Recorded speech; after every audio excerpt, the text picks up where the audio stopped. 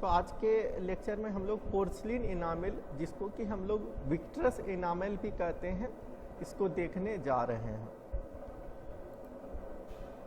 तो कोई भी लेक्चर स्टार्ट करने के पहले हम लोग देखते हैं कि इसका आज के सेशन का लर्निंग आउटकम क्या होगा। तो इसमें हम लोग आज पोर्सलिन इनामिल को डिफाइन करेंगे और पोर्सलिन इनामिल बनाने के लिए कौन कौन से रॉ मटेरियल्स का यूज होता है उसको जानेंगे, और पोर्सलिन इनामिल का कहाँ कहाँ यूज़ होता है इसको हम लोग देखेंगे। तो हम लोग स्टार्ट करते हैं सबसे पहले विक्ट्रस इनामिल और पोर्सलिन इनामिल से। तो विक्ट्रस इनामिल को हम लोग पोर्सलिन इनामिल भी कहते हैं, ये पहले भी हम बताए आपको। और पोर्सलिन इनामिल एक मटेरियल होता है जिसको कि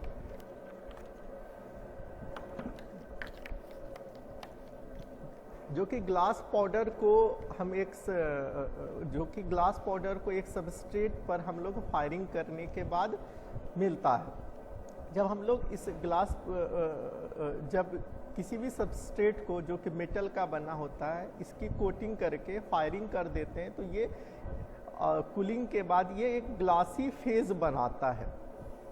इस पाउडर को मेल्ट करते हैं, ये फ्लो करके पूरा कवर कर लेता है और उसके बाद हार्ड होकर के स्मूथ और ड्यूरेबल कोटिंग देता है या विक्ट्रस कोटिंग देता है।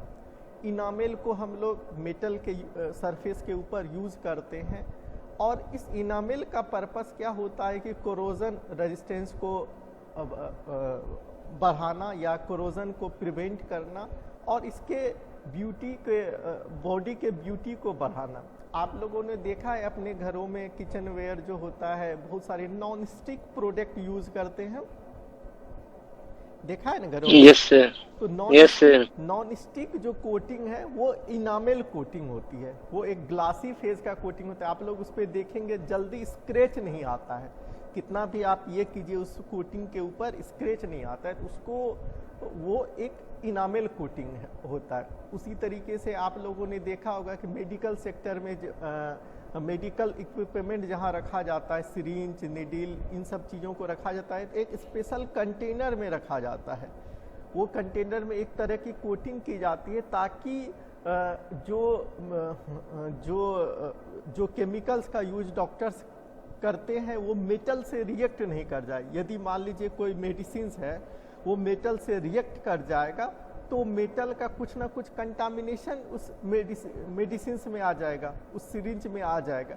तो इसीलिए हमें वो कोरोजन रेजिस्टेंस या केमिकल इनर्ट चाहिए होता है वहाँ का सरफेस। इसके लिए हम लोग इसकी कोटिंग करते हैं। तो इसकी कोटिंग करने के लिए हम लोग मेटल सरफेस को पहले तैयार करते हैं। तैयार करने के लिए अलग अलग प्रोसेस होते हैं, तो इसको आप लोग इनामिल में डीपली पढ़ेंगे। उसके बाद हम लोग जो ग्लासी पाउडर जिसको कि हम लोग फ्रीट कहते हैं, इसको फ्रीट को अप्लाई करते हैं उस सरफेस के ऊपर। इसके बाद इसको हम लोग क्लीन के अंदर फायर करने के लिए दे देते हैं। फायरिंग के बाद ये मेल्ट करता है और मेल्ट के बाद एक यूनिफॉर्म कोटिंग जनरेट करता है, इसको कि हम लोग इनामिल कहते हैं। तो पोर्सलिन इनामिल आयरन का यूज हम लोग किचन पॉट्स बनाने के लिए, पैन्स बनाने के लिए, बाथ ट्यूब के लिए, रेफ्रिजरेटर में, केमिकल और फूड्स टैंक के रूप में और मीट मार्केट में इक्विपमेंट के रूप में करते हैं। इसके अलावा भी बहुत सारे यूज होते हैं इनामिल के।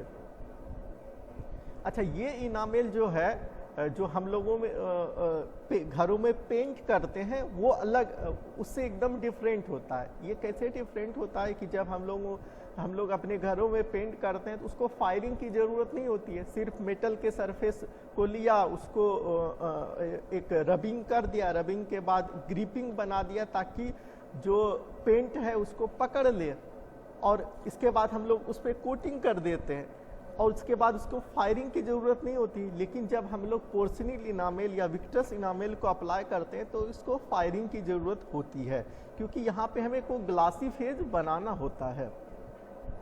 ओके, समझ में आ रहा है ना ये इनामिल घर के पेंट से कैसे अलग है? Yes sir. तो हम लोग फिर से एक बार देखते हैं कि पोर्सिलिन इनामेल, तो ये सारा चीज़ हम डिस्कस किए। Porcelain enamels are glass coating applied primarily on product or parts made of sheet steel, cast iron or aluminum to improve appearance and to protect the metal surface। समझ में यहाँ तक आ गया ना? हम ये पिछले स्लाइड में भी बात कर चुके हैं कि पोर्सिलिन एक ग्लास कोटिंग होता है जिसको कि हम लोग मेटल सीट पे या स्टील सीट पे, कास्ट आयरन या एल्युमिनियम पे अप्लाई करते हैं उसके अपीयरेंस को इम्प्रूव करने के लिए और उसके सरफेस को प्रोटेक्ट करने के लिए। पोर्सिलिन इनामेल जो है वो सिरामिक कोटिंग से अलग होता है क्योंकि इसको जो है हम लोग फायरिंग की ज़रूरत होती है, ठीक है, और ये नॉर्मल पेंट से भी अलग होता है। अब इस कोटिंग को अप्लाई करने के बाद ये हम लोग 425 डिग्री या अदर टेम्परेचर में फायर करते हैं उस सबस्ट्रेट को, और ये कोटिंग जो है इनऑर्गेनिक मटेरियल का बना होता है। अब हम लोग बात करें कि पोर्सिलिन इनामेल बनाने के लिए किस किस रॉ मटेरियल का यूज़ करते हैं, तो हम लोग सिलिका सैंड का यूज़ करते हैं, सोडा का यूज़ करते हैं, लाइम का यूज़ करते हैं, फेल्सपार का यूज़ करते हैं, बोरोन ऑक्साइड का यूज़ करते हैं, कोबाल्ट ऑक्साइड्स का यूज़ करते हैं, लेड ऑक्साइड्स का यूज़ करते हैं, बोनेस का यूज़ करते हैं और क्रोमियम ऑक्साइड्स का यूज़ करते हैं। ये सारे मटेरियल्स आप लोगों ने ग्लास में भी देखा था क्योंकि ये भी एक ग्लासी लेयर है, तो इसके कंपोजिशन को सिर्फ चेंज करते हैं। और इस क्योंकि हम लोगों ने देखा ग्लास बनाने के लिए बहुत हाई टेम्परेचर की ज़रूरत पड़ती थी, अबाउट 1400 डिग्री सेंटीग्रेड और 1500 डिग्री सेंटीग्रेड।